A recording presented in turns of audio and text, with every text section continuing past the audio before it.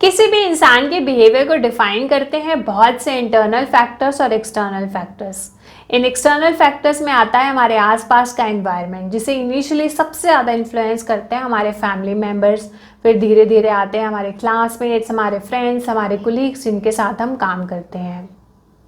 जब हम धीरे धीरे बड़े होते हैं तो हमें ये रियलाइज़ होता है कि हम अकेले जो है खुश नहीं रह सकते, हमें दूसरे लोग चाहिए होते हैं अपनी सक्सेस को, अपनी हैप्पीनेस को शेयर करने के लिए। तो आज इस वीडियो में हम बात करेंगे ग्रुप्स की, कि क्यों ग्रुप्स होते हैं और उनकी क्या इम्पोर्टेंस होती है।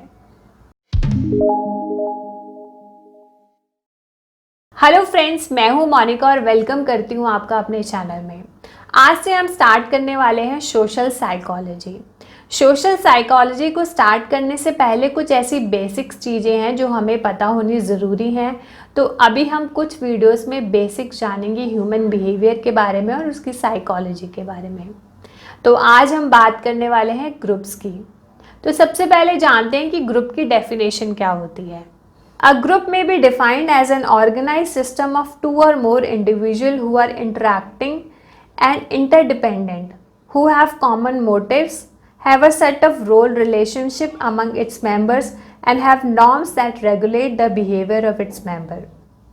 तो इसका मतलब है कि कोई ग्रुप इस तरीके से ऑर्गेनाइज होता है जिसमें 2 या 3 से ज़्यादा लोग होते हैं जो आपस में इंटरेक्ट करते हैं और एक दूसरे के ऊपर डिपेंडेंट होते हैं, जिनका कुछ कॉमन मोटिव होता है और कुछ रोल होता है, और इन सारे लोगों का आपस में कुछ रिलेशनशिप होता है। ग्रुप बनाने के बहुत से कारण हो सकते हैं, जैसे कि अभी हमारा एमए साइकोलॉजी का ग्रुप है, तो इसमें ज़्यादातर जो भी लोग हैं उनका कॉमन मोटिव है कि वो साइकोलॉजी लर्न करना चाहते हैं या फिर साइकोलॉजी के एग्ज़ाम के लिए प्रिपेयर करना चाहते हैं। तो जब भी हम किसी ग्रुप के साथ एसोसिएट होते हैं तो हमारा उसके पीछे कुछ ना कुछ मोटिव होता है। तो जानते हैं कि कौन से 6 मोटिव होते हैं जो लोगों को इन्फ्लुएंस करते हैं किसी भी ग्रुप का पार्ट बनने के लिए। कोई भी इंसान किसी भी ग्रुप के साथ एसोसिएट करना चाहता है क्योंकि उसे सेंस ऑफ बिलोंगिंगनेस चाहिए होती है, क्योंकि आपने सुना होगा कि man is a social animal. तो हर इंसान दूसरे लोगों के साथ इंटरेक्ट करना चाहता है, उनके साथ बातें करना चाहता है और चाहता है कि दूसरे लोग उनकी बातों को समझें और उनकी बातों को सुने। तो जैसे पुराने ज़माने में लोग कबीलों में रहते थे, तो अब लोग कबीलों में तो नहीं रहते, सब अपने अपने घरों में रहते हैं। तो ग्रुप एक तरीका होता है दूसरे लोगों के साथ अपनी बातें शेयर करने का, उनके साथ कनेक्शन बनाने का और ये फील करने का कि हाँ, हम अकेले नहीं हैं, हमारे साथ और बहुत से लोग हैं। इसके बाद जो सेकंड बड़ा कारण होता है जो लोगों को मोटिवेट करता है to being a part of a group, वो होता है a collection of individual who have common motives and गोल।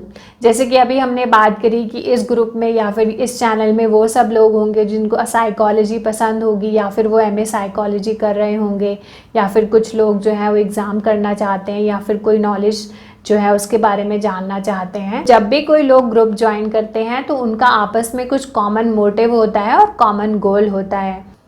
उसके बाद जो नेक्स्ट कारण होता है जिसकी वजह से लोग ग्रुप बनाते हैं, वो हो सकते हैं कि ऐसे लोग माइनॉरिटी में हो या फिर आसपास के लोग उनको थ्रेटन कर रहे हों, तो अपनी सिक्योरिटी के लिए, अपने एक दूसरे की बातों को शेयर करने के लिए भी ऐसे लोग ग्रुप बना सकते हैं। जैसे कि कुछ लोग गे ग्रुप होते हैं, लेस्बियन ग्रुप होते हैं, क्योंकि उनके फैमिली मेम्बर्स, उनके आसपास के लोग उनकी बातों को नहीं समझ पाते, उनके जो लाइफ में प्रॉब्लम्स आती हैं वो उनके जैसे ही लोग उनको ज़्यादा अंडरस्टैंड कर पाते हैं। तो ऐसे लोग भी अपने कॉमन इंटरेस्ट के लिए अपने अलग से ग्रुप बनाते हैं, आपस में इंटरेक्ट करते हैं, जिससे कि उन्हें सेंस ऑफ बिलोंगिंगनेस और सेंस ऑफ सिक्योरिटी मिल सके।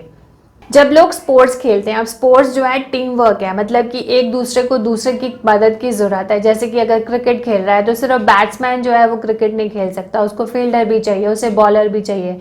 तो ऐसे ग्रुप्स तब बनते हैं जब लोग एक दूसरे के ऊपर डिपेंडेंट होते हैं, मतलब एक की परफॉर्मेंस दूसरे की परफॉर्मेंस को भी डिफाइन करती है। ये सारे लोग एज अ टीम काम करते हैं। तो इसका मतलब हो गया कि ना सिर्फ इनका कॉमन मोटिव और कॉमन गोल है, पर ऐसे लोग एक दूसरे के ऊपर डिपेंडेंट होते हैं। एक की परफॉर्मेंस दूसरे की लाइफ या फिर उसके जो गोल्स हैं उसको भी इम्पैक्ट करती है। कुछ लोगों को वॉलंटियरली हेल्प करने का बहुत ज़्यादा मन करता है, उनको दूसरे लोगों की ज़िंदगी में वैल्यू ऐड करने में बहुत ज़्यादा अच्छा लगता है।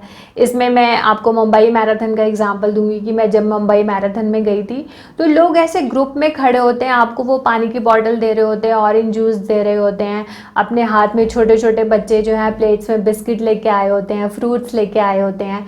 तो वो वॉलंटियरली ग्रुप होते हैं, वो लोग हर साल वहाँ पे मिलके जब भी मुंबई मैराथन होती है तो आते हैं, रास्ते में खड़े रहते हैं, 2-2 3-3 4-4 घंटे तक खड़े रहते हैं और जितने भी रनर्स आ रहे होते हैं उन सबकी हेल्प करते हैं और उनको मोटिवेट करते हैं। मतलब छोटे छोटे बच्चे आपको मोटिवेट करते हैं, तो वो बहुत ही ज़्यादा मज़ेदार सा एक्सपीरियंस होता है।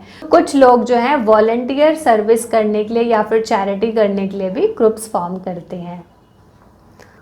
अब आपने किटी पार्टी ग्रुप्स के बारे में सुना होगा। किटी पार्टी में क्या होता है, ज़रूरी नहीं है कि सारे मेंबर्स एक दूसरे को जानते हो, पर इन सारे ही मेंबर्स का कॉमन मोटिव होता है कि वो चाहते हैं कि वो अपने महीने में या फिर 15 दिन में कुछ नए लोगों से मिले, उनके साथ इंटरेक्ट करें, 2-3 घंटे जो है अच्छे से टाइम स्पेंड करें, उसमें कुछ गेम्स खेलें और गेट टुगेदर करके कुछ रेस्टोरेंट में जाके, या फिर कुछ लेडीज़ को अपने घर पे खाना बनाने का बहुत ज़्यादा मन करता है तो वो आपस में ऐसे इंटरेक्शन करती हैं। तो कुछ ग्रुप इसलिए बनते हैं क्योंकि वो सिर्फ आपस में अपनी बातों को शेयर करना चाहते हैं, इंटरेक्ट करना चाहते हैं, जिससे कि उनकी लाइफ जो है दूसरों के साथ वो शेयर कर सकें और अपनी ज़िंदगी में कुछ इम्पॉर्टेंट पल ला सकें।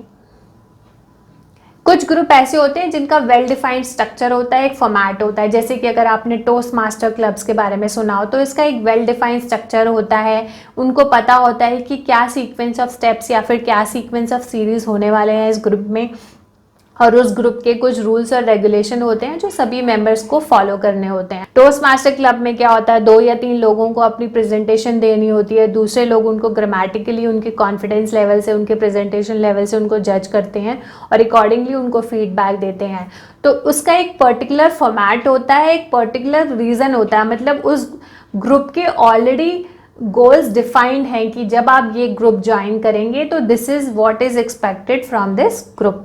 तो इस टाइप के ग्रुप्स भी लोग ज्वाइन करते हैं जो सेल्फ लर्निंग करना चाहते हैं, या फिर कुछ लोग मोटिवेशनल सेशन में जाते हैं। तो उसका एक वेल डिफाइंड गोल होता है कि हाँ, जब आप ये ग्रुप ज्वाइन करेंगे तो उसका ये रिजल्ट आने वाला है। दोस्तों, ये तो थे कुछ साइलेंट फीचर्स जिसकी वजह से लोग ग्रुप्स को ज्वाइन करते हैं, जहाँ पे वो दूसरे लोगों से इन्फ्लुएंस होते हैं या फिर खुद भी दूसरे लोगों की ज़िंदगी में वैल्यू को ऐड कर सकते हैं। नेक्स्ट वीडियो में हम जानेंगे कि टीम, क्राउड और ऑडियंस के बीच में क्या डिफरेंस होता है। इन सभी चीज़ों में लोग एसोसिएटेड होते हैं, पर ये तीनों ही अलग अलग चीज़ें हैं। तो नेक्स्ट वीडियो में हम इसी के बारे में जानकारी हासिल करेंगे कि टीम क्या होता है, क्राउड क्या होता है और ऑडियंस क्या होता है।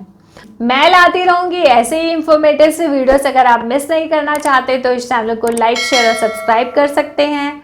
तब तक के लिए नमस्कार दोस्तों, मैं हूं आपकी दोस्त Monika. Wish you all health and happiness. Take care, bye, thank you.